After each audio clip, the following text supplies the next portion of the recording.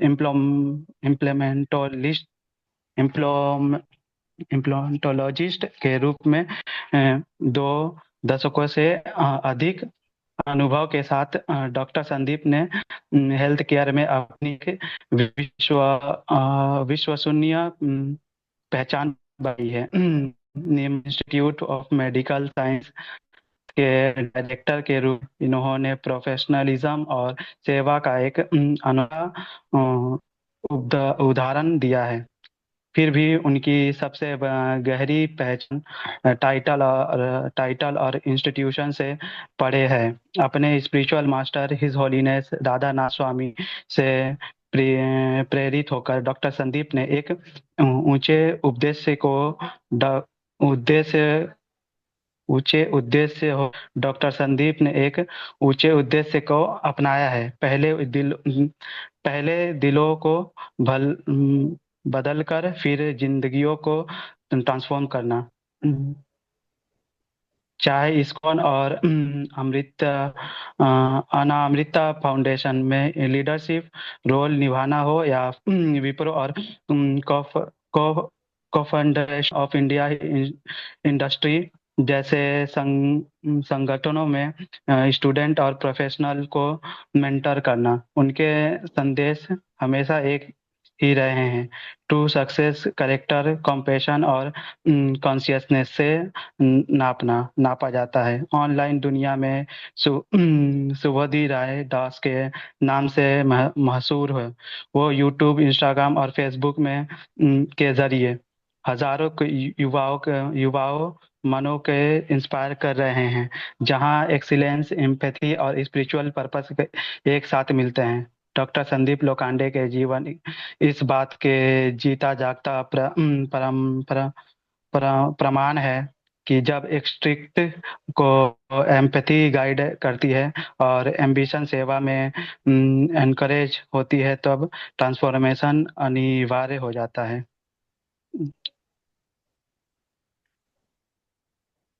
हरे कृष्णा प्रभु, दंडवत प्रणाम। Okay Prabhu. Sorry for, मेरा कैमरा ऑफ हो जा रहा था। हाँ नो, मेरे को बैक करके पढ़ना पड़ रहा था, मेरा फोन में ही डायरेक्टली था, मैं लैपटॉप ऑन नहीं किया था। सो ठीक है प्रभु जी।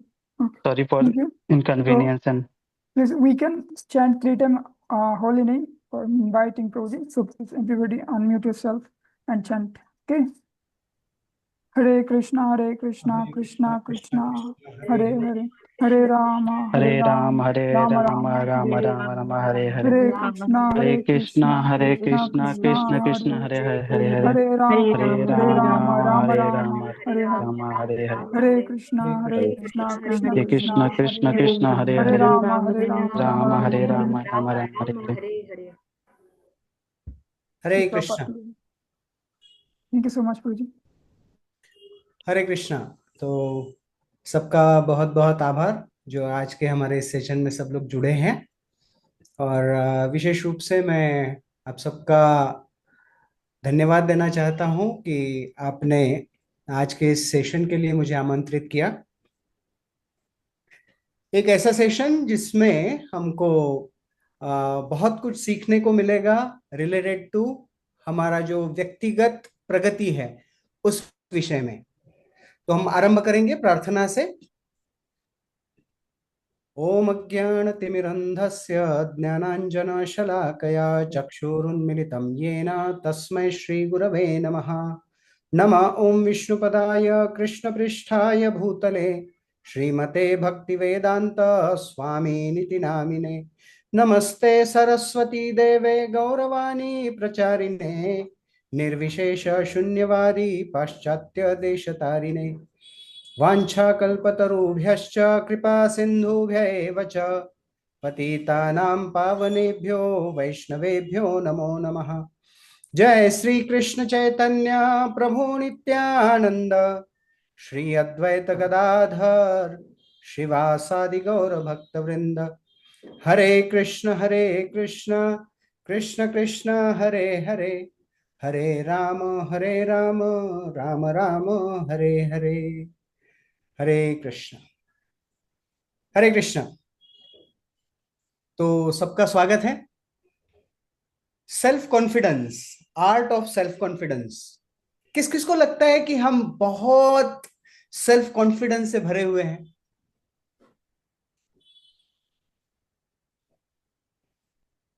तो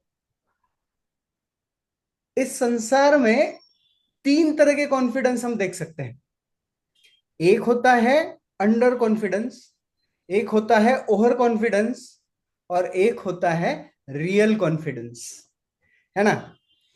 प्रॉब्लम कॉन्फिडेंस की है ही नहीं, प्रॉब्लम होती है अंडर कॉन्फिडेंस की, है ना। बहुत बार ऐसे होता है, और खास कर जब जब हम एग्जामिनेशन हॉल में परीक्षा देने के लिए जाते हैं, तो भले हमें हमने सब कुछ पढ़ा हुआ हो, भले हमने बहुत बहुत बहुत मेहनत कर कर सारा सब्जेक्ट्स समझ लिया हो, उसके प्रश्न उत्तर अच्छी तरह से समझ लिए हो, लेकिन अगर कॉन्फिडेंस नहीं है ना, तो हम उतना सुंदर रूप से वहां पर एग्जाम दे नहीं पाते हैं, हम उतनी अच्छी तरह से एग्जाम दे नहीं पाते हैं। तो अंडर कॉन्फिडेंस जब व्यक्ति होता है ना, तब वो ना तो ठीक तरह से अपने आप को प्रस्तुत कर पाता है, ना ही जो रिक्वायर्ड टास्क है उस टास्क को पूरा कर पाता है। और जो ओवर कॉन्फिडेंस होता है ना, बहुत सारे लोग ओवर कॉन्फिडेंट होते हैं।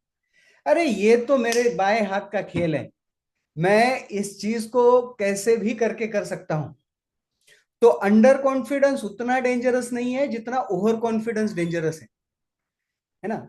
मान लो हम किसी को ठीक तरह से बाइक चलाना नहीं आता है, अगर किसी को थोड़ा सा बाइक चलाना आता है लेकिन उसमें लो सेल्फ कॉन्फिडेंस है, तो शायद वो बड़ा एक्सीडेंट नहीं करेगा। लेकिन अगर किसी को थोड़ा सा ही आता हो लेकिन वो ओवर कॉन्फिडेंट है, तो वो तो बस रोड रैश गेम खेलते हुए रास्ते से जाएगा, कितनों को उड़ाएगा पता नहीं, है ना। सारा खेल हमारे कॉन्फिडेंस का है ना। स्टेज करेज, हम कुछ बोलना चाहते हैं लेकिन बोल नहीं पाते हैं, क्यों? क्योंकि एक तो अंडर कॉन्फिडेंस होते हैं, और जब ओवर कॉन्फिडेंस होते हैं तब तब इतनी बकबक कर लेंगे, इतनी बकबक कर लेंगे, कोई सुनना नहीं चाहेगा। सो अंडर कॉन्फिडेंस डेंजरस है, उससे भी ज्यादा डेंजरस ओवर कॉन्फिडेंस है।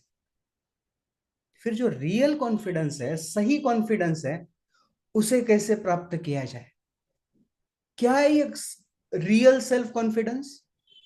कभी कभी किसी को लगता है कि मैं ये काम कर सकता हूं, आई एम फुल्ली कॉन्फिडेंट, लेकिन मैं कॉन्फिडेंट हूं, लेकिन बाकी किसी को नहीं लगता, है ना। सोचो सौरव प्रभु यहां पर है, वो कहते हैं कि अभी अगले चुनाव में ना मैं बंगाल का चीफ मिनिस्टर बनने वाला हूं, and he is fully confident, उनको पूरा कॉन्फिडेंस है। अभी मैं पूछता हूं सूरज प्रभु को या फिर अंतरा माता जी को, विशाखा प्रिय माता जी को, क्या आपको कॉन्फिडेंस है कि सौरभ प्रभु चीफ मिनिस्टर बनने वाले? नहीं है ना। तो सेल्फ कॉन्फिडेंस मतलब मैं क्या कर सकता हूं ये मुझे पता है, ये सही सेल्फ कॉन्फिडेंस नहीं है। मैं क्या कर सकता हूं ये अगर बाकी सबको भी लगता है, that is true self confidence. जैसे श्रील प्रभुपाद जी 1911 में भक्ति सिद्धांत सरस्वती ठाकुर को मिले, और जब वे भक्ति सिद्धांत सरस्वती ठाकुर को मिले, देखते ही भक्ति सिद्धांत सरस्वती ठाकुर प्रभुपाद ने कहा कि आप अंग्रेजी भाषा में पढ़े लिखे नौजवान हो, आप इस अंग्रेजी भाषा में चैतन्य महाप्रभु के आंदोलन का प्रचार सारे विश्व में क्यों नहीं करते हो, है ना। जब जब प्रभुपाद भक्ति सिद्धांत सरस्वती ठाकुर से मिले, प्रभुपाद को यही कॉन्फिडेंस दिखा भक्ति सिद्धांत सरस्वती ठाकुर में, है ना। भक्ति सिद्धांत सरस्वती ठाकुर में कॉन्फिडेंस था कि प्रभुपाद ये कर पाएंगे। जब किसी अन्य को, हमारे अथॉरिटी को, हमारे आजू बाजू में जो लोग हैं उन्हें विश्वास हो जाता है कि हम कुछ कर सकते हैं, तो वो सही सेल्फ कॉन्फिडेंस है। और फिर प्रभुपाद जी ने सारे विश्व भर में प्रचार कार्य आरंभ कर दिया, और फिर प्रभुपाद ने शुरू किया कि तमाल कृष्ण गोस्वामी महाराज, आप चाइना जाके प्रचार करो, है ना। एक शिष्य को अमेरिका भेजा, एक शिष्य को ऑस्ट्रेलिया भेजा, एक शिष्य को पाकिस्तान भेजा, एक शिष्य को बांग्लादेश भेजा, एक शिष्य को रशिया में भेजा। कितना कॉन्फिडेंस है ये प्रभुपाद को अपने शिष्यों पर। तो real self confidence is not just the confidence that I can do certain things, real self confidence is that everyone around me has the confidence that I can do that task. मेरे आजू बाजू में जो लोग हैं उन सबको अगर विश्वास है कि मैं वो कार्य कर सकता हूं, तो ये सही सेल्फ कॉन्फिडेंस है ना। तो ऐसा कॉन्फिडेंस अगर मिल जाए, सोचो जब ये कॉन्फिडेंस होता है ना, कभी कभी हम देखते हैं कि कोई व्यक्ति, हम विचार भी नहीं कर सकते कि वो इतना बड़ा कार्य कैसे कर सकेगा। थोड़ा विचार कीजिए, आज के इस सेशन के लिए आप सबने कुछ परिश्रम किया है। एक डिजाइन तैयार किया, एडवर्टाइज किया, सबको बुलाने का प्रयास किया। प्रभुपाद जी अकेले थे। When Prabhupada was in US, अकेले थे, खुद खाना बनाते थे, खुद बाहर जाकर सबको इनवाइट करते थे और खुद सबको शाम में बुलाकर क्लास देते थे। फिर क्लास होने के बाद खुद सबको सर्व करते थे, सबको प्रसाद खिलाते थे और सब लोग जाने के बाद खुद सबके बर्तन साफ किया करते थे। इजी है। आज हमें 10 लोगों को, 30 लोगों को, 50 लोगों को, 100 लोगों को एक प्रोग्राम के लिए बुलाना, जबकि हमारे पास सारे पर्याय उपलब्ध है, सारे हैं, मेल है, ईमेल है, व्हाट्सएप है, फेसबुक है, इंस्टा है, सब कुछ है। प्रभुपाद ने अकेले करके दिखाया। क्यों? Because he was self confident person. पता है बंबई में प्रभुपाद जी का घर जो था, उसमें एक दिन प्रभुपाद जी घर की सीढ़ियों से नीचे उतर रहे थे और वहां पर प्रभुपाद के कुछ गुरु भाई बैठे हुए थे। वो चर्चा कर रहे थे कि चैतन्य महाप्रभु ने कहा, पृथ्वीते आछे यदि नगरादि ग्राम सर्वत्र प्रचार होइबो मोरना। ये सच में होगा क्या? फिर एक प्रभुपाद जी के गुरु भाई ने कहा कि एक्चुअली ना, चैतन्य महाप्रभु जब भारत में थे तब भारत मतलब ये भारतवर्ष, और एक समय भारतवर्ष पूर्ण पृथ्वी पर था। मतलब चैतन्य महाप्रभु के कहने का अर्थ है, पृथ्वी ते आछे यदि नगरादि ग्राम, मतलब सिर्फ भारत में ये प्रचार होगा। और प्रभुपाद धीरे धीरे सीढ़ियों से उतर रहे। प्रभुपाद जी ने जब सुना, तब उन्होंने पूछा, अभय बाबू आपको क्या लगता है? प्रभुपाद जी ने कहा, पृथ्वी ते आछे मतलब पृथ्वी थे आछे, हर गांव में, हर शहर में हरिनाम का प्रचार होगा। और ये चैतन्य महाप्रभु की भविष्यवाणी है, डेफिनेटली होगा। लेकिन उन्होंने कहा कि हमारे गुरु ने तो काफी जनों को भेजा है, अभी कैसे संभव है ये सारे विश्व में होना? कौन करेगा? प्रभुपाद जी ने कहा, भक्ति सिद्धांत सरस्वती ठाकुर का कोई एक तुच्छ सेवक कर देगा, उससे ये होगा, लेकिन डेफिनेटली आप लोगों से नहीं होगा। पता है क्यों? क्योंकि उन्हें सेल्फ कॉन्फिडेंस नहीं था। उन्हें अपने गुरु के आदेशों पर, चैतन्य महाप्रभु के भविष्यवाणी पर विश्वास नहीं था। यह सब प्रभुपाद में था, इसलिए प्रभुपाद कर पाए। तो सेल्फ कॉन्फिडेंस व्यक्ति को बोलना सिखाता है, किसी के सामने प्रेजेंट अगर करना हो। देखो, भक्ति में तो सेल्फ कॉन्फिडेंस चाहिए ही, हमारे भौतिक जीवन में भी सेल्फ कॉन्फिडेंस बहुत आवश्यक है। अगर हम कॉलेज में हैं, व्यवसाय कर रहे हैं, फिर नौकरी कर रहे हैं, या कुछ भी कर रहे हैं, अगर व्यक्ति में सेल्फ कॉन्फिडेंस नहीं है ना, हमारे महाराष्ट्र में एक कहावत है, जो बोलता है उसकी मिट्टी भी बिक जाती है, लेकिन बोलना नहीं आता है, जिसमें सेल्फ कॉन्फिडेंस नहीं है, उसका सोना भी कोई खरीद नहीं। राइट? सेल्फ वेरी इंपॉर्टेंट, बहुत जरूरी है, क्योंकि अगर सेल्फ कॉन्फिडेंस है तो दुनिया जीत सकते हैं। तो ये सेल्फ कॉन्फिडेंस आएगा कहां से? तो आज के हमारे सेशन में हम 4 पॉइंट्स देखेंगे। राइट? रियल सेल्फ कॉन्फिडेंस को आत्मसात करने के लिए क्या करना चाहिए, ये हम 4 पॉइंट्स के आधार पर समझने का प्रयास करें। तो पहली चीज, हमें सेल्फ कॉन्फिडेंट बनने के लिए क्या,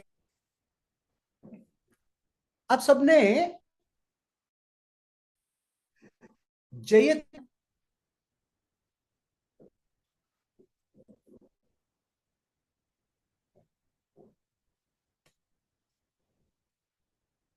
जयतीर्थ माध्य संप्रदाय के एक बहुत संत होकर गए, आचार्य होकर गए। वास्तविक जयतीर्थ का नाम धोंडोपंत देशपांडे था। महाराष्ट्र में उनका जन्म हुआ और वो इतने शक्तिशाली विद्वान थे और घोड़सवारी में घोड़ों पर बैठकर वो बहुत अच्छी तरह आगे जा सकते थे, तेज भागते थे। और उनमें एक बहुत सुंदर गुण था, और वो गुण था कि घोड़े पर चढ़ने के बाद घोड़सवारी करते हुए अगर उन्हें प्यास लगे ना, अगर उन्हें पानी पीना हो, तो वो घोड़े से उतरते नहीं थे, ऐसे घोड़ा चला रहे हैं और झुककर पानी पी लेते थे, इतने एक्सपर्ट थे। एक जब वो इस प्रकार से चल रहे थे तो पीछे से कहा, तुम इंसान हो क्या जानवर हो? तब उन धोंडोपंत को याद आया कि उन्होंने कहा, मैं तो जानवर ही हूं, मैं जानवर ही था। फिर उन्हें स्मरण आया कि वास्तविक वो कौन है। अब जानते हैं वो कौन है? धोंडोपंत देशपांडे, इन्होंने कहा कि मैं पिछले जन्म में माधवाचार्य का बैल था। माधवाचार्य जी के पास बैल था, और माधवाचार्य जी का, जिन माधवाचार्य जी के संप्रदाय में ही यह परंपरा आ रही है, माधवाचार्य जी का उस बैल पे बहुत विश्वास था, इतना प्रेम करते थे। उस बैल का क्या काम था? जो उनका बैलगाड़ी है, उसमें माधवाचार्य जी के सारे ग्रंथ रखे हुए होते थे, उन ग्रंथों में बैल चलता था, सारे ग्रंथों को लेकर। तो माधवाचार्य जी का इस बैल पर इतना प्रेम है, ये देखकर उनके कुछ शिष्यों को जलन होती थी। तो शिष्यों ने एक बार कहा कि इस बैल की क्या विशेषता है? माधवाचार्य जी ने कहा कि देखो, आप सब लोग मेरी शिक्षाओं का कितना प्रचार करोगे मुझे पता नहीं, लेकिन ये बैल जरूर करेगा, ये डेफिनेटली करेगा। तो सब लोग समझ नहीं पाए। जब प्रेम उनका इस बैल पर अधिक होने लगा, तब सारे उन शिष्यों में से कुछ उससे द्वेष करने लगे, और उन्होंने निर्धारित किया कि इसे मारना है। एक सांप, जहरीला सांप हम उसके पास छोड़ देते हैं, वो उसे काटेगा और ये बैल मर जाएगा। तो माधवाचार्य जी को यह बात समझ में आ गई। तब उन्होंने कहा कि वो बैल तो नहीं मरेगा, लेकिन वो सांप जरूर मर जाएगा। सांप के काटने से बैल नहीं मरेगा, लेकिन वो सांप जरूर मरेगा। तो ये सब धुंडोपंत को याद आ रहा है, और यही धुंडोपंत आगे चलकर जयतीर्थ बने। उन्होंने माधवाचार्य जी की सारे ग्रंथों का टिप्पणी लिखा, इसलिए उन्हें टीकाचार्य भी कहा जाता है। तो ये जयतीर्थ घुड़सवारी करते थे, अपना जीवन चला रहे थे, लेकिन उन्हें समझ में नहीं आया कि उनमें क्या योग्यता है, उनमें कितना कॉन्फिडेंस है। कब समझ में आया? जब उन्हें अपने वास्तविक स्थिति का परिचय हुआ।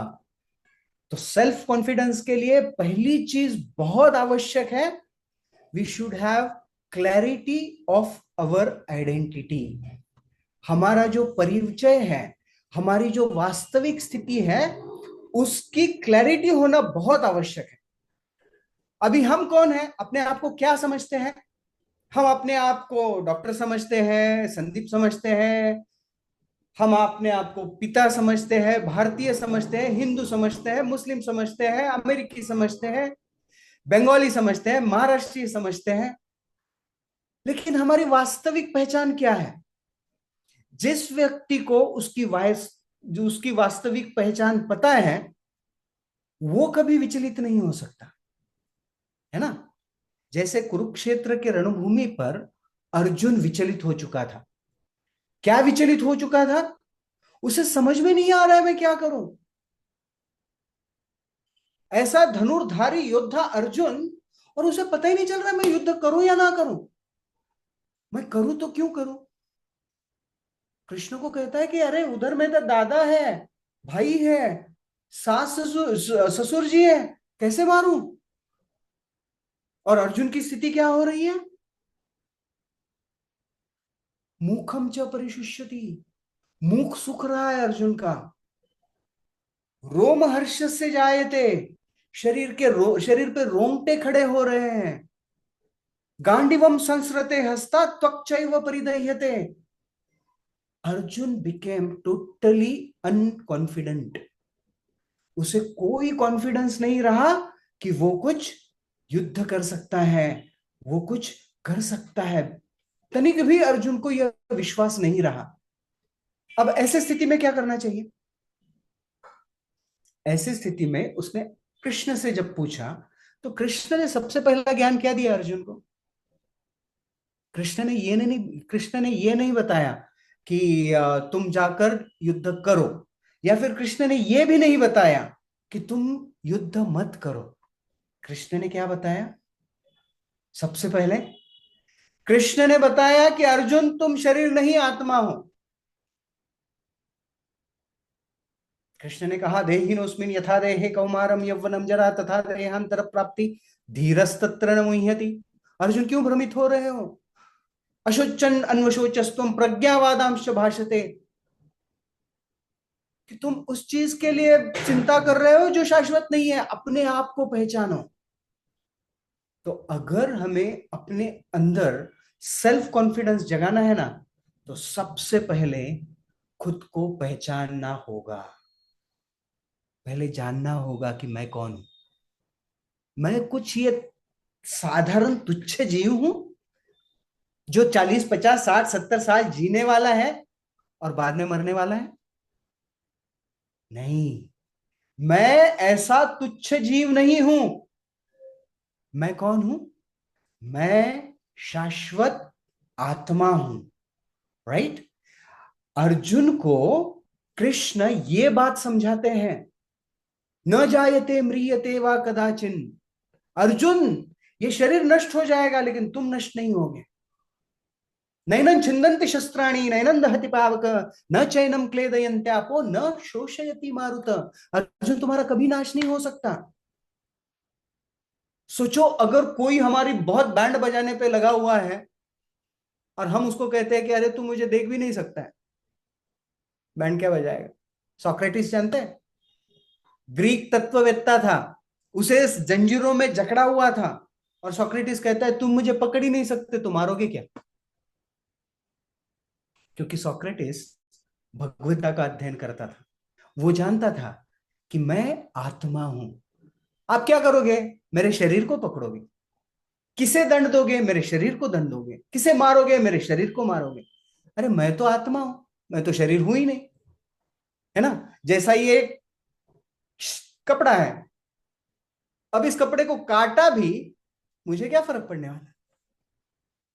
राइट? मैं शरीर नहीं आत्मा हूं। जब मैं ये जानता हूं तब मुझे डर नहीं रहता। तब मैं आत्मविश्वास का अनुभव कर सकता हूं।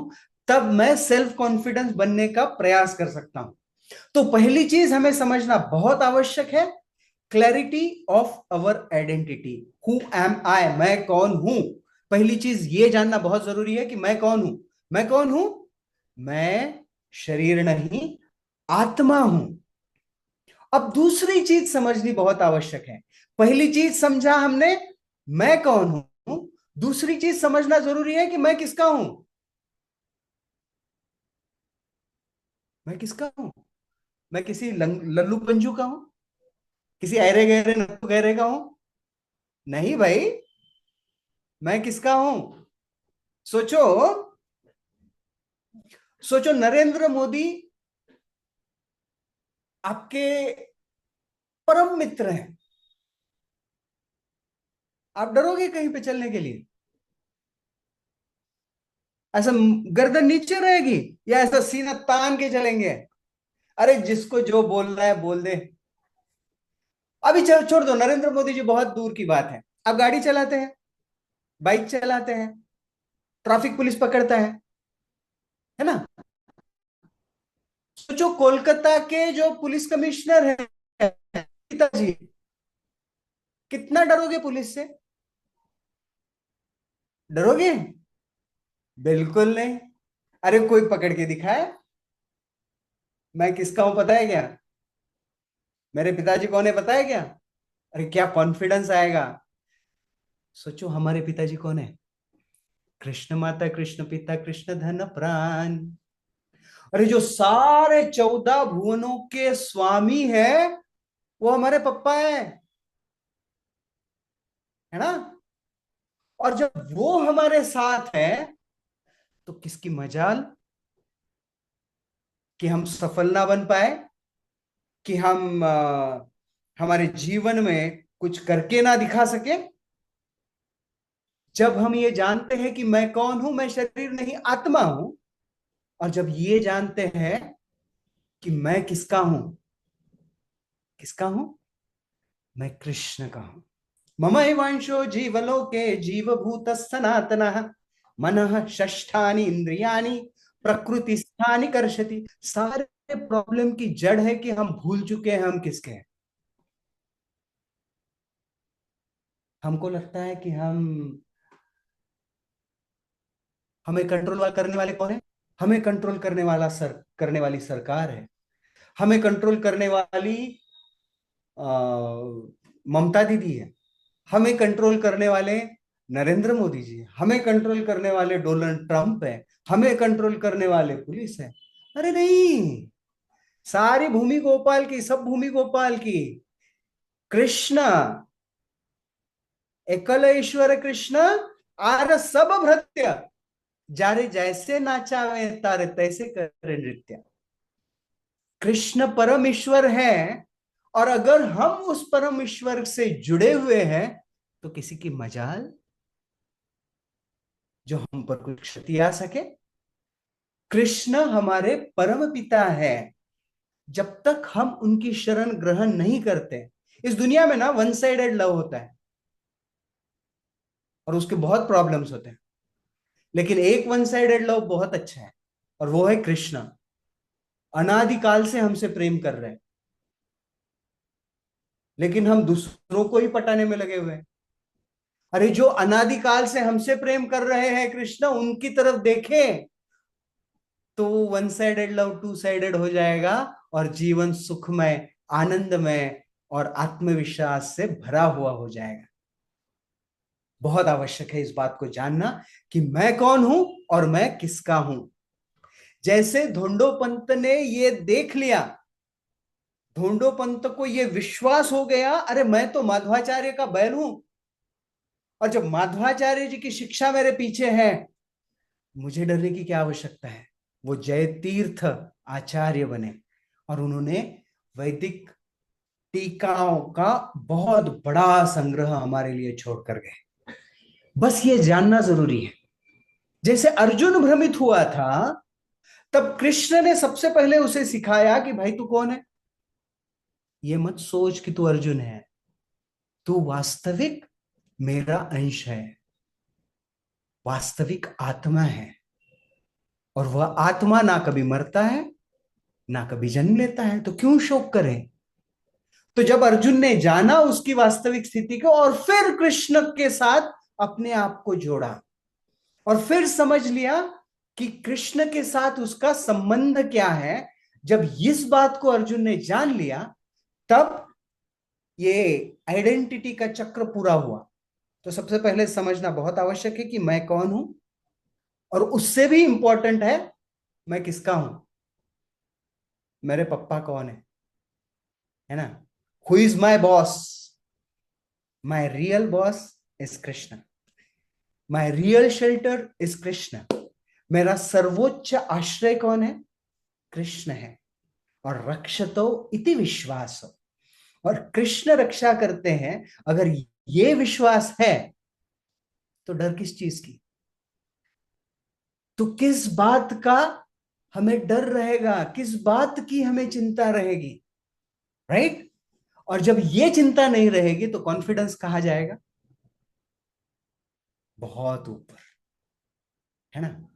तो पहली बात हमें समझना बहुत आवश्यक है कि हम कौन हैं और हम किसके हैं। अनफॉर्चुनेटली हम अपने आप को कुछ और समझते हैं। फॉर एग्जाम्पल, हमें लगता है कि मैं ये नहीं कर सकता, हमें लगता है कि मुझ में कुछ कमी है, हमें लगता है कि शायद मैं पूरा ना कर पाऊं, हमें लगता है शायद मैं फेल हो जाऊंगा, हमें लगता है कैसे होगा मुझसे। पता है ये सब कौन बोलता है? ये हम नहीं बोलते हैं, ये बोलता है हमारा मन। इसीलिए जब भी इस प्रकार का विचार आए ना, तो पीछे लगा लीजिए, मन कह रहा है, मन कह रहा है कि ये मुझसे नहीं हो पाएगा, मन कह रहा है कि तुम फेल हो जाओगे, मन कह रहा है कि शायद मैं ये कर ही नहीं पाऊं, मन कह रहा है कि मैं वहां तक नहीं पहुंच पाऊं, राइट? तो सब अगर ऐसा कुछ थॉट आए अपने बारे में कॉन्फिडेंस कम करने का, तो पहले बताना कि ये मन कह रहा है, और फिर मन से कहना तुम चुप हो जाओ, right? I am not the servant of mind, mind is my servant. I am not the servant of mind, I am the servant of Krishna. मैं मन का दास नहीं हूं, मैं कृष्ण का दास हूं। मैं कृष्ण की सुनूंगा और मन को मेरी सुननी पड़ेगी। और फिर मन को बताइए चुपचाप कर, मैं बोल रहा हूं होगा, तू करके दिखा, राइट?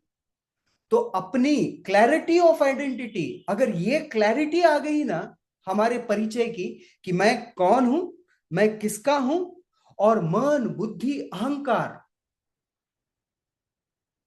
मैंने तो बस ये बताया कि मन क्या है, क्या कहता है। अहंकार कहता है कि किसी और से नहीं होगा, सिर्फ मुझसे होगा, है ना। Nobody can do that, I only can do that. ये अहंकार है, उसको कहना ठीक है। ये कौन कह रहा है? अहंकार। और अहंकार को कहना तुम चुप, मैं तुम्हारा दास नहीं हूं। मैं किसका दास हूं? मैं कृष्ण का दास हूं। और अहंकार तुम मेरे दास हो, राइट? तो हमारे मन को, हमारे अहंकार को हमें कंट्रोल करना सीखना पड़ेगा। और ये हम तभी सीख सकेंगे जब अपने आप स्वीकार करेंगे कि हम किसके हैं? कृष्ण के हैं, राइट? जब तक हम इस बात को स्वीकार नहीं करते हैं ना कि हम कृष्ण के हैं, तब तक हमारे सेंसेस को ग्रेटिफिकेशन चाहिए, राइट? हमारे सेंसेस को ग्रेटिफिकेशन चाहिए, माइंड को ग्लोरिफिकेशन चाहिए, और ईगो को रेक्टिफिकेशन नहीं चाहिए। लेकिन ये सब हमें करना पड़ेगा, और हम तभी कर पाएंगे जब हम इस बात को स्वीकार कर लेंगे कि मेरी वास्तविक आइडेंटिटी क्या है। तो पहला पॉइंट मैंने क्या डिस्कस किया? क्लैरिटी ऑफ आइडेंटिटी, कि मैं कौन हूं, मैं किसका हूं, और मन बुद्धि अहंकार ये सब मेरे लिए है, मैं ये नहीं हूं। मेरा मन मतलब मैं नहीं हूं, right? So clarity of understanding जब है, तब हम में आत्मविश्वास, सेल्फ कॉन्फिडेंस बढ़ने लगता है। दूसरी चीज, पहली चीज क्लैरिटी ऑफ आइडेंटिटी, दूसरी चीज है क्लैरिटी ऑफ पर्पस। हम जो करने वाले हैं वो क्यों करने वाले हैं। अगर हमें पर्पस पता है तो कॉन्फिडेंस आएगा। अगर पर्पस पता नहीं, फॉर एग्जाम्पल मुझे ये क्लास लेने के लिए इनवाइट किया गया, लेकिन मुझे पता ही नहीं है कि मुझे क्या बोलना है, किसके सामने बोलना है और उनको क्या चाहिए। मुझे अगर पर्पस पता नहीं तो कॉन्फिडेंस नहीं रहेगा, है ना। हम बस में जाकर बैठ जाते हैं और बस में बैठने के बाद बोलते हैं, वो कंडक्टर आता है टिकट निकालने वाला, वो कहता है कि बोलो कहाँ का टिकट, 2 जगह का देना है वहां का। अरे तुम्हें जाना कहाँ है, पता नहीं। फिर बैठे क्यों हो, पता नहीं। ऐसे व्यक्ति को क्या कहेंगे, मूर्ख कहेंगे, क्योंकि उसे पर्पस पता नहीं है। प्रभुपाद जी ने उनके कुछ शिष्यों को बांग्लादेश में भेजा और वहां पर कुछ ऐसी भयानक स्थिति निर्माण हो गई, अमेरिकन शिष्य थे, कि उनके ऊपर बंदूकें तान दी, लेकिन वो डरे नहीं। क्यों? क्योंकि उनका पर्पस बहुत क्लियर था, गुरु की प्रसन्नता के लिए। 70 साल की आयु में कोई व्यक्ति मालवाहक जहाज में बैठकर कोलकाता से निकलकर बोस्टन बंदरगाह की ओर जाता है, पता है क्यों? क्लैरिटी ऑफ पर्पस, क्लियर था पर्पस। मेरे गुरु महाराज भक्ति सिद्धांत सरस्वती ठाकुर ने कहा है कि अंग्रेजी भाषा में चैतन्य महाप्रभु के आंदोलन का प्रचार करो। पर्पस क्लियर है। हमारे जीवन का पर्पस क्लियर है क्या? Are we clear in our purpose? आज ही मैं एक एक भक्त से चर्चा कर रहा था और मैंने उनको कहा, कुछ थोड़े डिस्टर्ब थे तो मैंने उनको एक सॉल्यूशन दिया। मैंने कहा कि आप लिख लीजिए, where do I want to see myself after 5 years। 5 साल के बाद मैं अपने आप को कहां देखना चाहता हूं या मैं कहां देखना चाहती हूं। राइट, पर्पस क्लियर है, फिर हम प्रिपरेशन कर सकते हैं। प्रिपरेशन कर कर उसके ऊपर एक्ट कर कर परसिस्टेंटली एक्ट कर सकते हैं। लेकिन अगर पर्पस ही पता नहीं तो फिर हम आगे प्रगति नहीं कर सकते।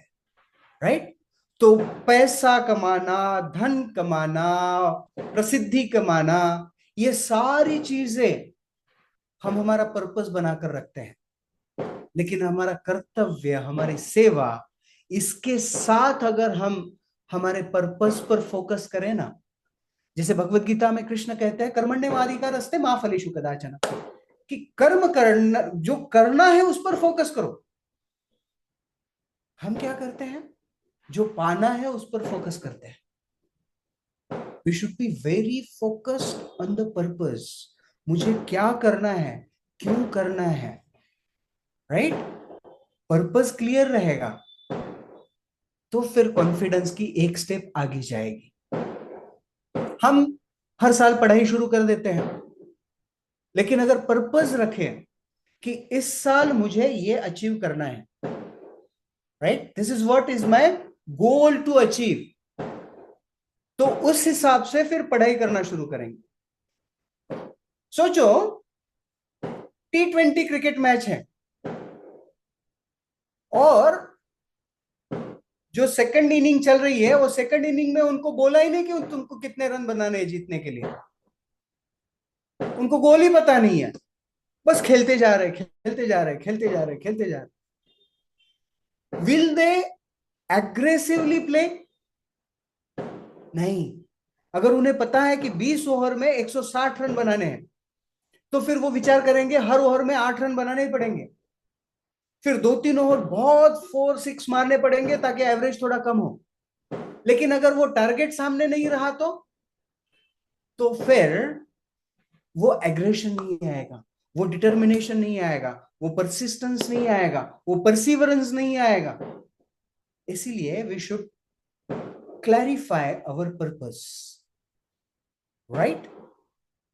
Purpose driven people never fail. जिनके जीवन में कुछ उद्देश्य है ना, वो कभी फेल नहीं होते। तो हमारे जीवन का उद्देश्य निर्धारित करना चाहिए। मैं अक्सर ये बात कहता हूं कि हमारे सामने 3 गोल होने चाहिए। पहला, हमारा आध्यात्मिक गोल। दूसरा, हमारा व्यक्तिगत गोल। तीसरा, हमारा प्रोफेशनल गोल, है ना। व्यक्तिगत मतलब पारिवारिक। तो ये बैलेंस कर कर हमें चलना पड़ेगा। We should have clarity of purpose. पहला चीज हमने क्या देखा? Clarity of identity. दूसरी चीज हमने क्या देखी? Clarity of purpose.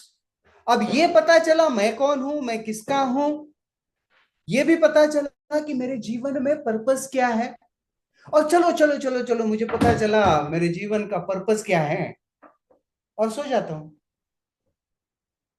दूसरे दिन उठता हूं, खाता हूं, पीता हूं और सो जाता हूं। मुझे पता चला मेरे जीवन का पर्पस क्या है। यूजलेस, है ना। पर्पस चला, पता चला, लेकिन थर्ड चीज, तीसरी चीज, if there is no action then that purpose has no value. तीसरी चीज जो बहुत महत्वपूर्ण है वो क्या है? वो है action. Action is the key, implementation is the key.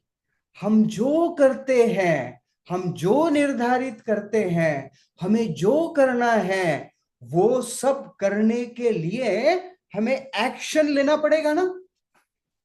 मुझे कृष्ण चाहिए, कृष्ण चाहिए, कृष्ण चाहिए, कृष्ण चाहिए, कृष्ण चाहिए, कभी जप नहीं करूंगा, कभी भगवत गीता नहीं पढ़ूंगा, कभी भगवान की सेवा नहीं करूंगा, भगवान के भक्तों की सेवा नहीं करूंगा, मुझे कृष्ण चाहिए।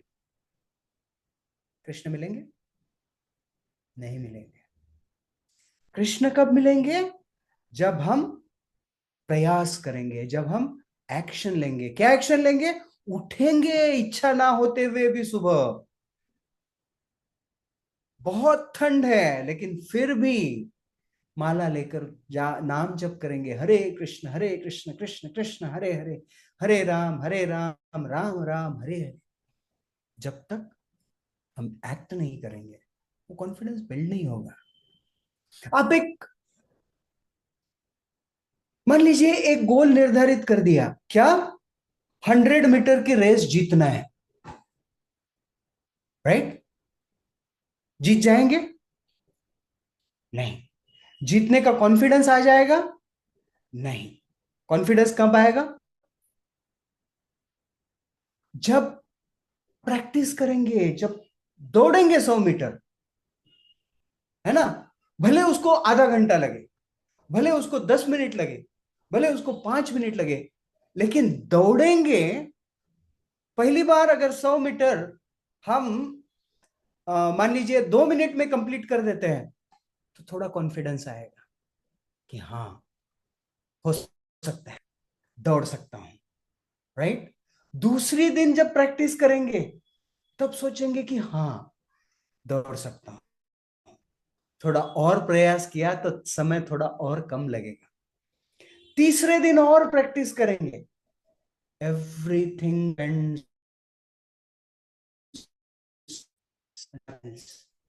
राइट।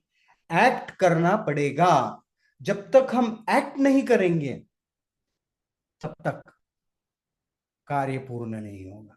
और एक्ट कैसा होना चाहिए? एक्शन कैसी होनी चाहिए?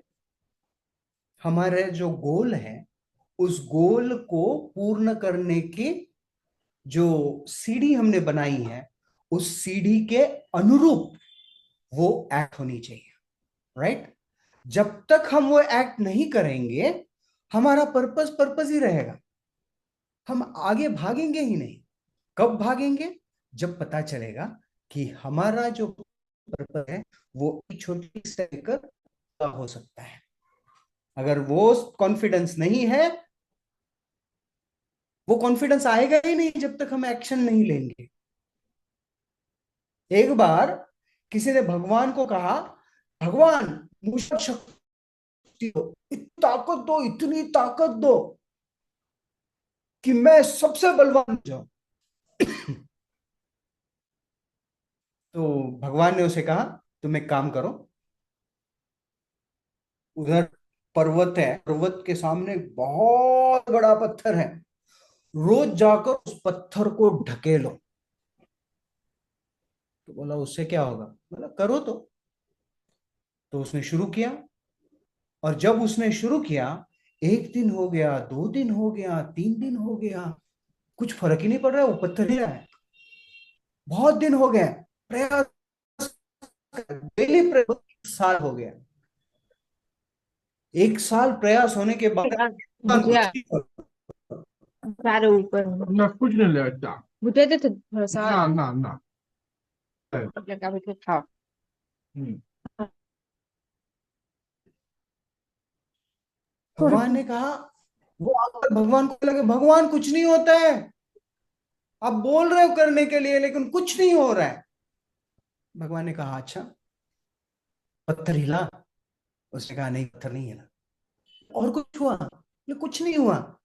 तो भगवान ने उसको कहा कि अपने हाथों को देखो, अपने बाइसेप्स को देखो। देखा तो वो ऐसे तगड़े बाइसेप्स बन चुके थे, राइट। उसने क्या मांगा था? ताकत मांगी थी। भगवान ने क्या दिया? संकट दिया, पत्थर दिया। उस पत्थर को ढकेलते ढकेलते ढकेलते ढकेलते ढकेलते ढकेलते उसका शरीर बलवान हो गया। तो जब भी हम कोई पर्पस डिफाइन करते हैं तो वी नीड टू, हमें कार्य करना शुरू कर देना चाहिए, शुरू करना चाहिए वो काम करना। एक एक स्टेप लेकर हम आगे बढ़ते जाएंगे तो डेफिनेटली सफल, राइट। और फिर सबसे इंपॉर्टेंट चौथी चीज आती है, हमें सेल्फ कॉन्फिडेंस बूस्ट करने के लिए, वो है faith. Faith on Krishna, faith on higher power, right. अगर हम में वो कॉन्फिडेंस है, भगवान पर वो श्रद्धा है। श्रील प्रभुपाद जी जब बोस्टन की ओर जलदूत जलदूत जहाज में जा रहे थे, प्रभुपाद को 2 हार्ट अटैक आए। और प्रभुपाद जब बोस्टन बंदरगाह पर पहुंचे तब उन्होंने देखा कि कितनी गंदी संस्कृति है, लोग तो मनुष्य के स्तर पर भी नहीं है। तो प्रभुपाद ने बहुत सुंदर प्रार्थना लिखी, किसी को याद है? बोरो कृपा कोइले कृष्णा अधमेर प्रति की लागिया नीले हे था कोरो ए बेगति। बोरो कृपा कोइले कृष्णा। प्रभुपाद जी बहुत सुंदर रूप से प्रार्थना लिखते हैं, कहते हैं कि मेरी कोई योग्यता नहीं है ना, बस मेरे गुरु की आज्ञा थी इसलिए मैं आया, लेकिन मुझे आप पर पूरा विश्वास है भगवान, हे कृष्ण आप पर पूरा विश्वास है। विश्वास है आधार पर फिर प्रभुपाद एंड में लिखते हैं, नाचाओ नाचाओ नाचाओ प्रभु, नाचाओ से ही मते। कहते कि आप जैसे नचाना चाहते हो वैसे नचाओ।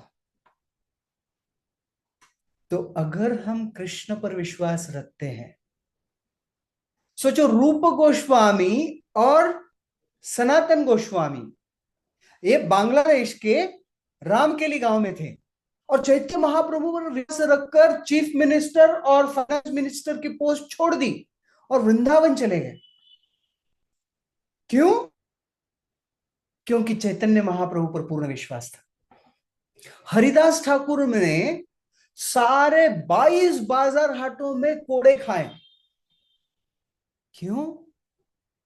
क्योंकि कृष्ण पर विश्वास। अर्जुन कुरुक्षेत्र की रणभूमि पर बिना कोई चिंता किए युद्ध करता रहा अगले 18 दिन।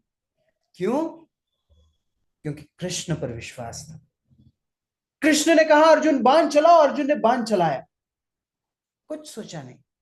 करिष्ये वचनम तव, अर्जुन कहते हैं कि कृष्ण जैसे तुम कहोगे मैं वैसे करूंगा, ये मेरा आपको वचन है। करिष्ये वचनम तव। और जब हम पूर्ण रूप से कृष्ण के प्रति इस प्रकार से शरणागत होते हैं, तब कृष्ण हमारा उत्तरदायित्व स्वीकार कर लेते हैं। फिर अर्जुन टेंट में जाकर सो जाता है प्रतिज्ञा लेके। चिंता किसको है? कृष्ण को। कृष्ण आकर कहते हैं अरे सो क्या रहे, उठो। बोले क्या हुआ? बोले आपने प्रतिज्ञा ली, कल अगर जयद्रथ को नहीं मार सकोगे तो चिता में चले जाओगे। हाँ। कृष्ण कहते अरे कुछ सोचो। बोले आप ही ने तो बोला है कौनते ही अप्रतिजानी ही नमे भक्त्या प्रणश्यति, आप सोचो।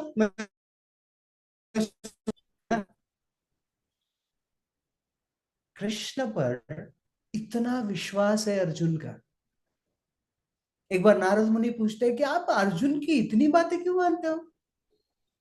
उसका साइबर बन गया उसका, राइट?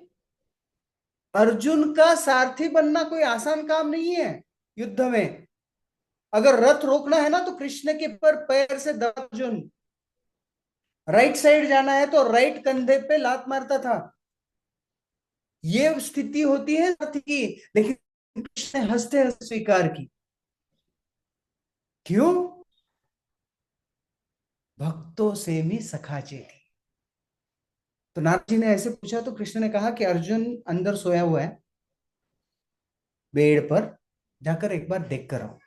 तो नारद जी गए और उन्होंने देखा अर्जुन के प्रत्येक अंग से, प्रत्येक रंध्र से था कृष्ण कृष्ण कृष्ण कृष्ण कृष्ण कृष्ण। और हम जब करते हैं कृष्ण कृष्ण कब खत्म होगा, बार बार निकाल के देखते हैं, है ना? अक्षतासो, अगर कृष्ण पर पूर्ण रूप से विश्वास है तो निश्चित रूप से हम हमारे कॉन्फिडेंस को बूस्ट कर सकते हैं।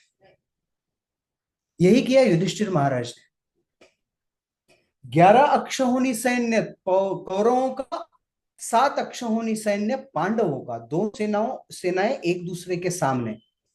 शंख ध्वनि हो गया, भगवत गीता भी हो गई। भगवत गीता के बाद सबने शंख ध्वनि किया और अब युद्ध शुरू होने वाला है। पता है तब क्या हुआ? जैसे युद्ध शुरू होने वाला था, युधिष्ठिर महाराज अपने रथ से नीचे उतर गए। सबको अचंभा हुआ, ये क्या हो रहा है भाई, अभी तो युद्ध करना है, ये नीचे क्यों उतरे?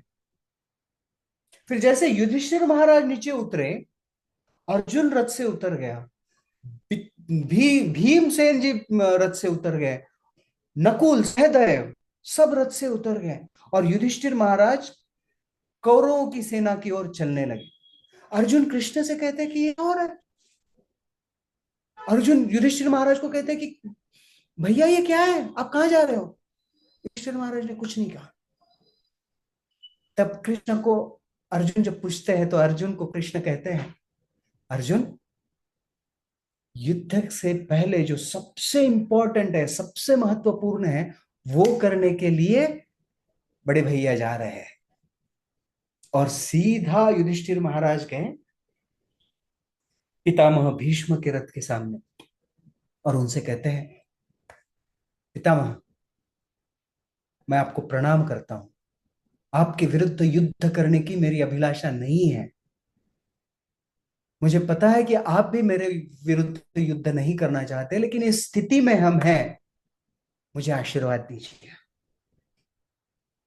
पितामह भीष्म कहते हैं विजयी भव। वो कहते हैं कि युधिष्ठिर अगर तुम नहीं आते ना तो मैं तुम्हारी सारी सेना को ध्वस्त कर देता, लेकिन अब तुम आए हो, मेरा आशीर्वाद तुमने प्राप्त कर लिया है। फिर युधिष्ठिर महाराज गए द्रोणाचार्य जी के पास। द्रोणाचार्य जी ने आशीर्वाद दे दिया। फिर युधिष्ठिर महाराज गए कृपाचार्य के पास। कृपाचार्य जी ने आशीर्वाद दे दिया।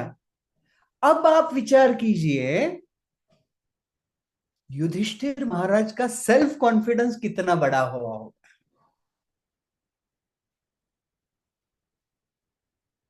और जैसे जैसे ये आशीर्वाद दे रहे हैं, दुर्योधन के सेल्फ कॉन्फिडेंस की क्या गति हो रही होगी, राइट?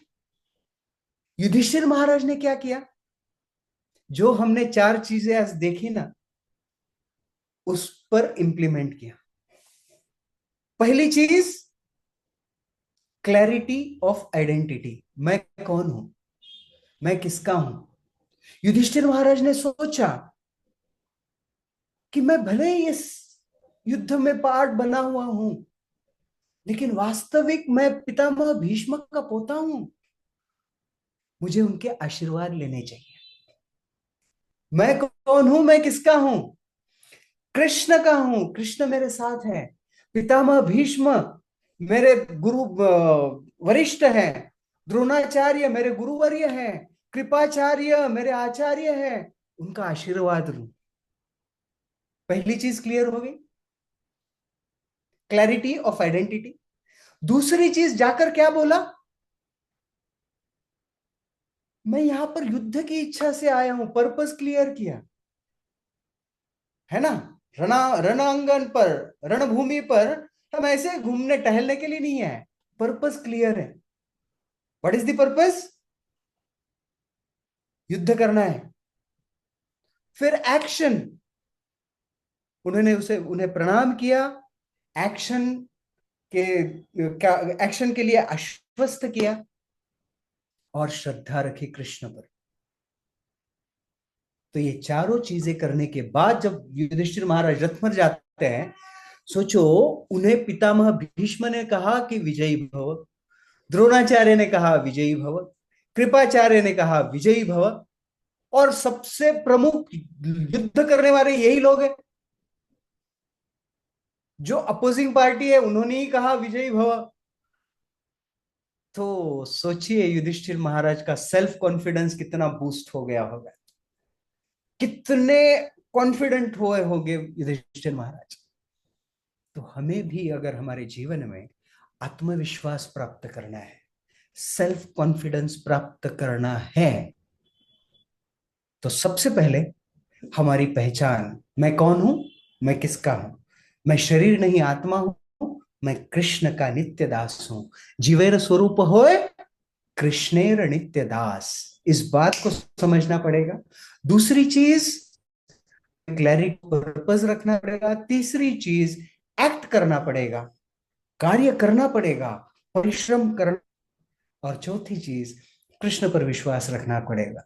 ये 4 चीजें कीजिए, देखिए हमारा आत्मविश्वास किस बुलंदियों पर पहुंच जाता है, राइट?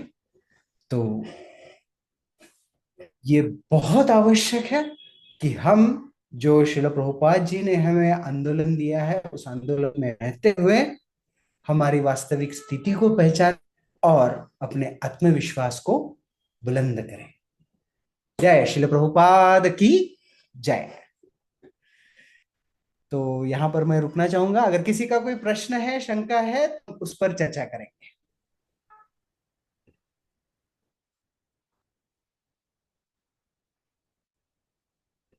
किसी का कोई प्रश्न है तो राइज एंड कर सकते हो। Does Pooja have a question?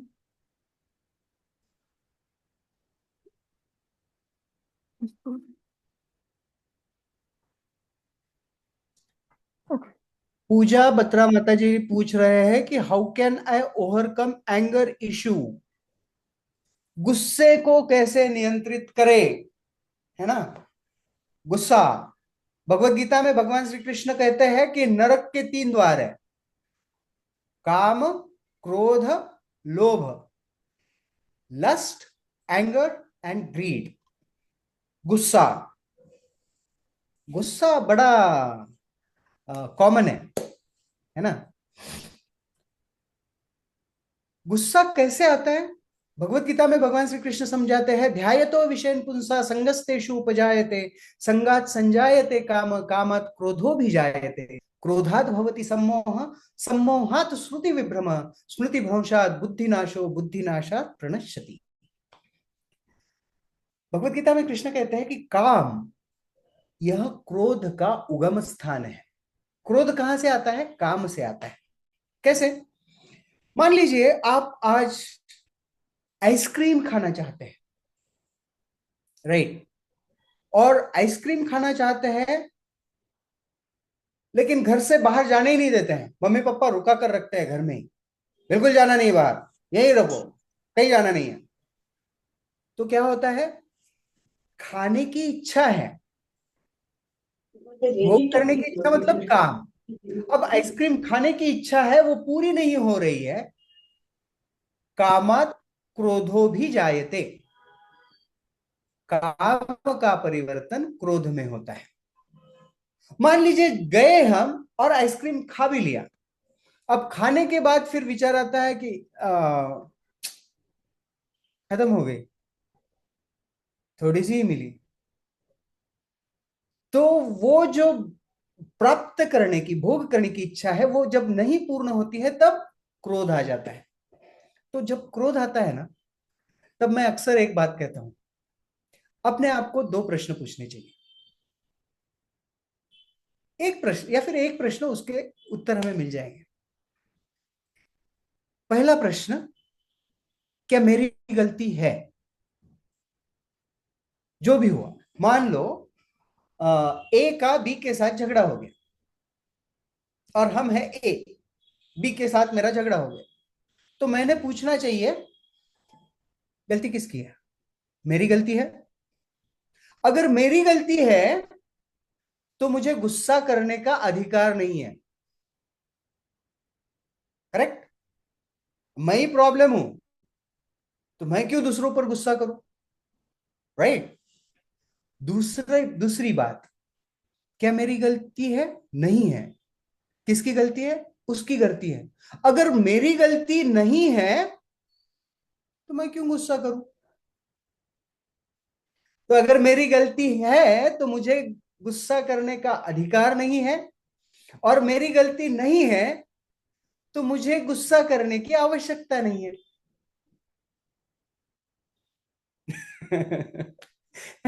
आसान है, एटलीस्ट लगता आसान है कि अगर मेरी गलती है तो मुझे अधिकार नहीं कि मैं गुस्सा करूं, और मेरी गलती नहीं है तो मुझे जरूरत ही नहीं है कि मैं गुस्सा क्यों करूं, राइट? उसका प्रॉब्लम है ना,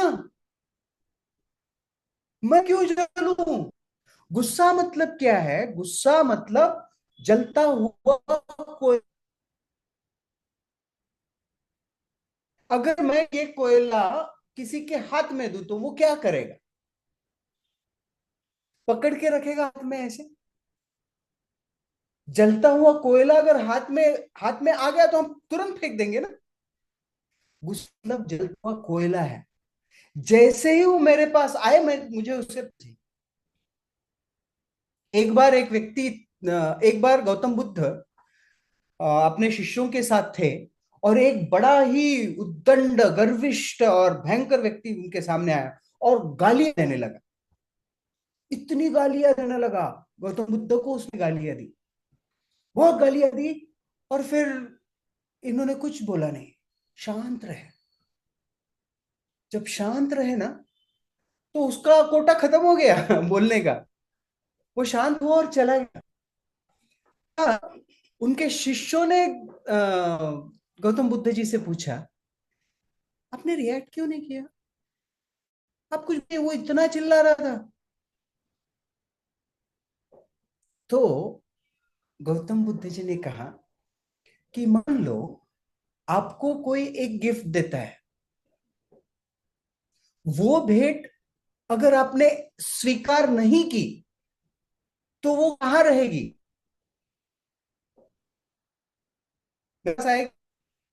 मान लीजिए पूजा माता जी मुझे एक गिफ्ट देने वाले, एक बुक वाले, मान लीजिए आप मुझे वो बुक दे रहे हो लेकिन मैंने ली नहीं, तो वो बुक रहेगा कहां पर? आपके पास ही रहेगा। है ना। तो जब कोई चिल्लाता है, जब कोई कुछ बोलता है, उसे हमने एक्सेप्ट ही नहीं किया, तो उसी के पास रहेगा, गर्म हो के खुद जल जाएगा, हम ठंडे रहेंगे। घर में जब क्रोध होता है, झगड़ा होता है, तो आवाज बढ़ता है, राइट और रॉन्ग। जब हम गुस्से में होते हैं तो आवाज बढ़ता है ना, चिल्लाते हैं, जोर जोर से बोलते हैं। क्यों होता है पता है आवाज क्यों बढ़ता है? सोचिए, मैं यहां बैठा हूं और मेरे बाजू में सौरव प्रभु बैठे हुए हैं, तो मैं उनसे कैसे बात करूंगा? और बताइए सौरव प्रभु कैसे हो आप? ऐसे बात करूंगा, राइट। लेकिन सौरभ प्रभु अगर मैं यहां बैठा हूं और वो 15 फीट दूर है या फिर 20 फुट दूर है, तो मैं क्या बोलूंगा? ओ सौरभ प्रभु, थोड़ा आइए इधर, ऐसे बोलूंगा ना। तो जब कोई व्यक्ति पास होता है तो आवाज कम होता है, लेकिन कोई व्यक्ति अगर हमसे दूर है तो उससे बात करने के लिए हमें आवाज बढ़ाना पड़ता है। इसलिए जब झगड़ा होता है, जब हम गुस्से में होते हैं, तब एक व्यक्ति दूसरे व्यक्ति से मन से बहुत दूर गया हुआ होता है और फिर चिल्लाना पड़ता है, बहुत चिल्लाना पड़ता है। इसलिए जब हम गुस्से में हैं तब थोड़ा शांत रहना चाहिए। यही प्रश्न प्रश्न एक बार गौतम बुद्ध को किसी ने पूछा, तो उन्होंने उसके शिष्य को कहा, जिसने यह प्रश्न पूछा था, उन्होंने कहा कि पास में नदी है, वहां जाओ और पानी लेकर आओ। तो वो शिष्य चला गया और बहुत देर बाद आया। तो गौतम बुद्ध ने पूछा कि क्यों भाई, इतना देर क्यों हुआ? तब उसने कहा कि मैं वहां गया था नदी के किनारे पानी लाने के लिए, लेकिन वहां से एक चरवाहा, एक ग्वाला बहुत सारे जानवरों को लेकर जा रहा था। तो वो सारे जो जानवर नदी से गए थे, तो नदी का पानी बहुत गंदा हो गया था। फिर गौतम बुद्ध ने कहा, फिर तुम रुके क्यों? बोले मैंने वो पानी में जो गंदगी थी उसे सेटल होने दिया। वो जो गंदगी थी वो नीचे बैठ गई, सेटल हो गई, फिर ऊपर का पानी क्लीन रहा, फिर मैंने पानी भरा और लेकर आया। तब गौतम बुद्ध ने कहा कि जब स्ट्रेसफुल सिचुएशन हो, गुस्से की स्थिति हो, जब भी ऐसी स्थिति हो कि हम अपने आप पर नियंत्रण नहीं कर पा रहे हैं, तब क्या करना चाहिए? वो जो गंदगी है, जो जो सारी भावनाएं ऊपर आ चुकी है ना, उसे थोड़ा शांत होने दीजिए, फिर संवाद कीजिए, फिर एक दूसरे से बोलने का प्रयास कीजिए। गुस्सा कम हो जाएगा, क्योंकि गुस्से में, जब हम गुस्से में होते हैं ना, तब कोई चीज अंदर जाती नहीं है, तो सोल्यूशन नहीं हो पाता। तो अगर इस प्रकार से गुस्सा आने के बाद क्या करना चाहिए वो करेंगे ना, तो धीरे धीरे फिर समझ में आएगा, यार थोड़ा शांत रहेंगे तो गुस्सा आएगा ही नहीं। थोड़ी बातें समझकर कुछ करने का प्रयास करेंगे तो गुस्सा आएगा ही नहीं। उसके लिए बहुत सारे विकल्प हैं। लोग कहते हैं कि उल्टी गिनती करनी चाहिए, 110, 1 से 10 बोलना चाहिए और 10 से 1 बोलना चाहिए। मैं कहता हूं मन में अपनी रियल आइडेंटिटी को पहचानना चाहिए। जब भी गुस्से का सिचुएशन आए ना, मन में हरे कृष्ण कृष्ण कृष्ण हरे हरे, हरे राम राम राम हरे हरे। कृष्णा प्लीज ये सिचुएशन में ना क्या करना चाहिए, इसकी बुद्धि मुझे दे दीजिए। मन में प्रार्थना करनी चाहिए, and Krishna helps. Krishna definitely help करते हैं, राइट। तो एक्चुअली एंगर मैनेजमेंट पे एक बहुत बड़ा सेमिनार है, लेकिन संक्षेप में मैंने कुछ बताने का प्रयास किया। आशा है कि आपको संतुष्टि हुई होगी। Thank you. हरे कृष्ण। और कोई प्रश्न है? यस प्रभु जी। यस प्रभु जी।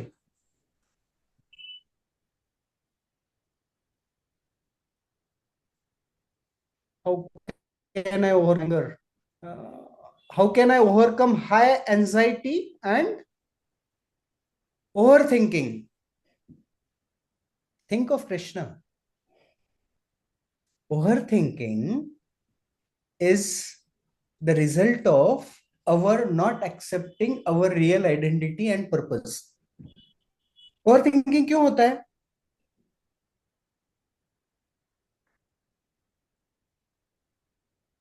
क्यों होता है? क्योंकि हम ऐसे ही करते हैं. एक उदाहरण, मुझे किसी को एक भेंट देनी है, राइट? तो मैं क्या करूंगा? मैं पहले सोचूंगा क्या गिफ्ट दूं, कैडबरी दूं, टेडी बियर दूं, गुलाब का फूल दूं, क्या दूं? गुलाब का फूल उसमें कांटे रहे तो, कैडबरी उसे डायबिटीज हो गया तो, टेडी बियर उसमें बहुत धूल रही और उसको एलर्जी हुई तो. अरे भाई पहले खरीदे. जितना सोचेंगे, जितना सोचेंगे, जितना सोचेंगे उतना उलझेंगे, right? The best thing to avoid overthinking is to act. Act करना चाहिए, है ना? आज का हमारा तीसरा प्रिंसिपल. अगर एक्ट नहीं करेंगे तो हम बस सोचते रह जाएंगे. बताइए, भगवत गीता का एक श्लोक करने में कितना तकलीफ होता है?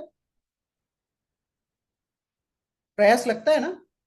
भगवत गीता, पूरी भगवत गीता 700 श्लोक 45 मिनट में खत्म.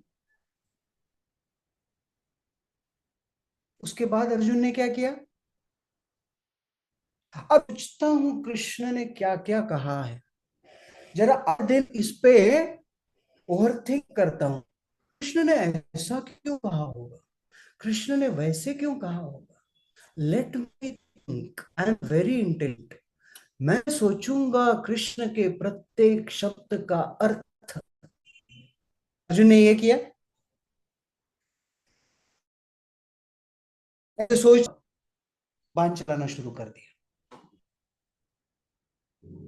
To act the solution of over thinking. Over thinking पर सॉल्यूशन है एक्ट कर. किसी भी चीज पर अगर आप सोच रहे हो, ये कैसे होगा, कैसे होगा, कैसे होगा, कैसे होगा, अगर करेंगे तो होगा. एक तो अच्छा होगा, नहीं तो बुरा होगा, लेकिन करना तो जरूरी है. मैं रोटी बनाऊं या नहीं, जल गई तो, कच्ची रह गई तो, किसी का पेट दुखा तो, अरे सोचते ही रहेंगे तो वो सब भूखे रह जाएंगे. पहले बनाओ तो फेल हो जाएंगे. Failure is not the end, not acting is the end. Failure to failure, failure to failure, failure to failure, और उसमें से सीखते हुए आगे बढ़ते जाएंगे ना, one day will be successful. Prabhupada ji ने 60 वर्षों तक प्रचार किया, 70वें वर्ष तक में प्रचार किया, किसने नहीं सुना. प्रभुपाद सोचते बैठ गए वृंदावन में, अब कैसे प्रचार करूं, क्या करूं. नहीं, प्रभुपाद जी गए सुमति मोरारजी के पास, मुझे टिकट दो, मुझे अमेरिका जाना है. प्रयास किया. He acted. To act is the solution thinking. जब हम एक्ट करते हैं, ओवर थिंकिंग के लिए टाइम है, मतलब we are not sufficiently acting, right? तो एक्ट करना चाहिए. और फिर दूसरी चीज, विश्वास होना चाहिए. मैं कौन हूं और मैं किसका हूं. अगर मैं कृष्ण का हूं तो जो होना है हो जाए. मारिबो राखिबो जो इच्छा तुहार कृष्ण. क्या डर है? If I am Krishna's and Krishna is blessing me and I am surrendered to Krishna, किस बात की चिंता है? Why should I worry? Right? Don't worry when there is hurry. Right? जब हरी हमारे से तो वरी किस बात की. ओके? ओवर थिंकिंग पर भी एक सेमिनार हो सकता है. वो क्यों होती है, कैसे होती है, हुई तो क्या होता है, फिर उससे कैसे बचा जाता है, किसी समय हम डिस्कस कर लेंगे। और कोई प्रश्न है? Yes, Prabhuji, in the chat box. One okay devotee is asking Prabhu ji, YouTube in channel. This I put it from there. in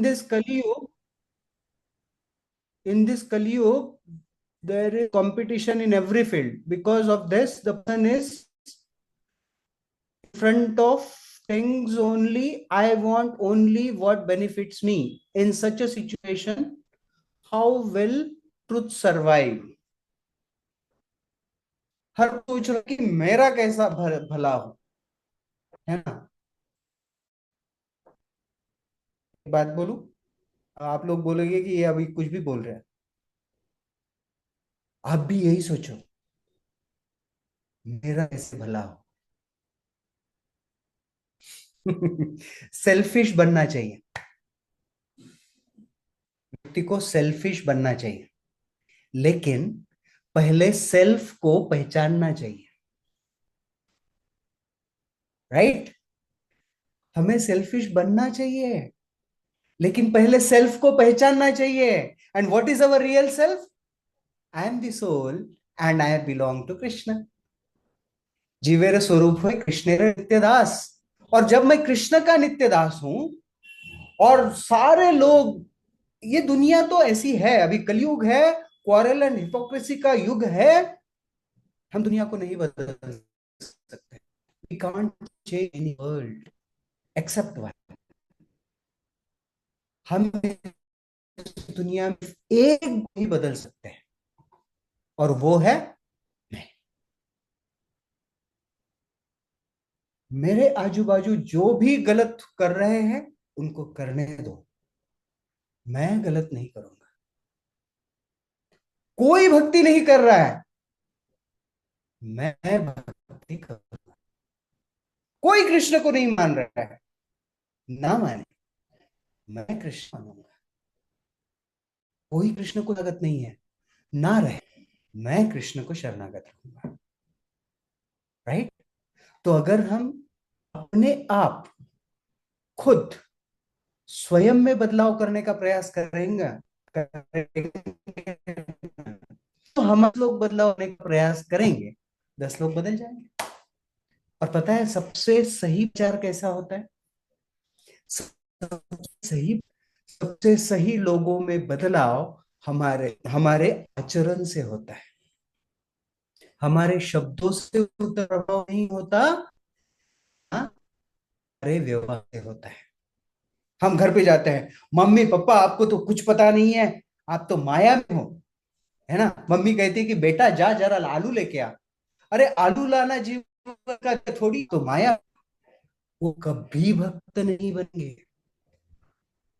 हमारे से अगर उन्हें लगेगा कि अरे वाह, ये भक्ति करके सुधर गया, तो उन्हें भक्ति अच्छी लगी, और हम भक्ति कर कर अरोगट बने उनके साथ, तो उन्हें भक्ति बुरी लगेगी।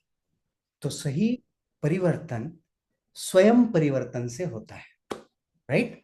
तो हमारे आजू बाजू सब लोग ऐसे है रहे, मैं कृष्ण का हूं और मैं बदलूंगा। राइट? क्योंकि मुझे कृष्ण चाहिए। हरे कृष्ण कृष्ण कृष्ण हरे हरे, हरे राम राम राम हरे हरे। ठीक है? और किसी का कोई प्रश्न है? अगर नहीं तो सबका बहुत बहुत बहुत धन्यवाद, जो आपने बड़े कॉन्फिडेंस के साथ मुझे टॉलरेट किया 1 घंटे के लिए। आप सब में ये कॉन्फिडेंस है कि इसका सुन सके। आप सब लोग मेरे लिए प्रार्थना कीजिए। आप सबके चरणों में मैं प्रार्थना करता हूँ कि कृष्ण के प्रति मुझे थोड़ा आसक्ति निर्माण हो, इसलिए आप सब लोग आशीर्वाद दीजिए और भगवान से प्रार्थना कीजिए। हरे कृष्ण। श्रील प्रभुपाद की जय। So with that, I Prabhuji ki jai. So thank you so much, Prabhuji, for today coming in our class, and it is so much wonderful. And एक चीज़ मैं बोलना चाहती हूँ कि मैंने जब आपको इनवाइट करने के लिए सोचा, तो मैं आपका इंस्टाग्राम पेज से जुड़े हुए, तो मोटिवेशन वो वीडियो आते हैं, तो मैंने देखकर ना आपसे फेस देखकर मुझे ये रियलाइज हुआ कि प्रभु जी को ये सेल्फ कॉन्फिडेंस जो टॉपिक है उनको दिया जाता है, मतलब दिया जा सकता है, खुद इसको अच्छा क्योंकि आपका फेस में वो आते हैं, मतलब शुद्ध भक्त होते हैं ना कि उनके फेस, उनके बॉडी से एक अलग ही जूते निकलते थे, उससे वो हम समझ सके, तो आपको देखकर वही लगता है। और आज आपने इतने क्लियरिटी के साथ सेशन रखा ना, तो इसके ऊपर कुछ नहीं हो सकता, मतलब ये हायर स्टैंडर्ड है। कि होता है ना कि तीन गुण होता है, तो आप निर्गुण होकर इसके दिया है आज का session. So thank you so much Prabhu ji for coming thank you, and thank you. Please bless us. Thank you so much Prabhu ji for. ये हमने यूट्यूब पर भी किया है इसको, हाँ, इसको लाइव। हम अपलोड करेंगे यूट्यूब पे। हाँ, अभी लाइव भी था। हाँ, आपके वहाँ पर लाइव भी था वो भी शायद। हाँ। चलेगा। बहुत अच्छा लगा आप सबसे मिलके। Hare Krishna. Okay, thank you so much. हरे बोल। हरे कृष्णा।